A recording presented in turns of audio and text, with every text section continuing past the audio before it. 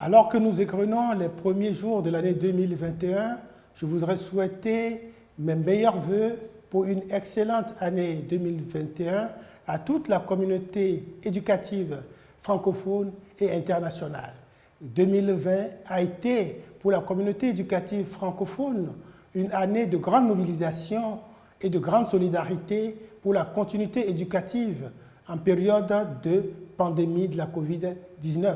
On se souviendra des grandes réunions des ministres membres du bureau de la Confemène, des grandes réunions régionales des ministres membres de la Confemène et de ces différentes rencontres que nous avons organisées avec nos différents partenaires habituels, à savoir l'OIF, l'AUF, l'UNESCO, la Conféges,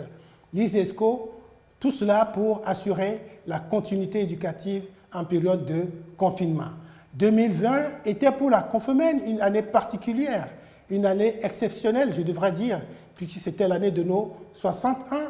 placée sous le signe de la rénovation, de l'innovation et d'une plus grande visibilité. Si la pandémie de la COVID-19 nous a obligés à opérer des réajustements, il est clair qu'un certain nombre de grands événements ont été réalisés. Je voudrais citer notamment le lancement des activités commémoratives des 60 ans de la Confemène le 10 février 2020, date anniversaire de l'institution, ici même à Dakar, et activité qui a mobilisé l'ensemble de nos partenaires sur place. Je voudrais citer également la grande réunion virtuelle de haut niveau sur le thème « Langue première,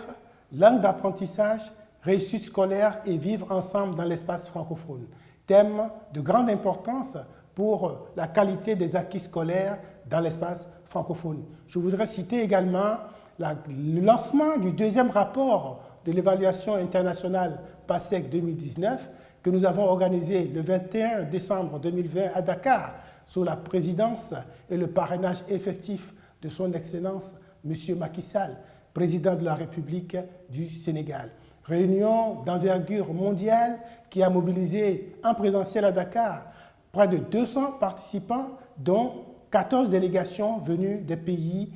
qui ont participé à cette évaluation et plus de 2000 internautes, acteurs de l'éducation, cadres des ministères de l'éducation, acteurs de la société civile,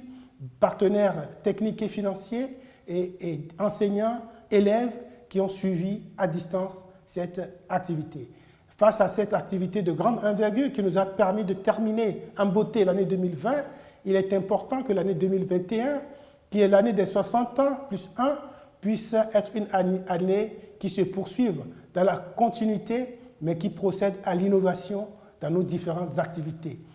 La continuité sera donc observée dans nos activités commémoratives des 60 ans qui vont se poursuivre jusqu'à l'échéance de la ministérielle, la 59e ministérielle de la Confemène, qui se tiendra au Maroc et qui verra la concrétisation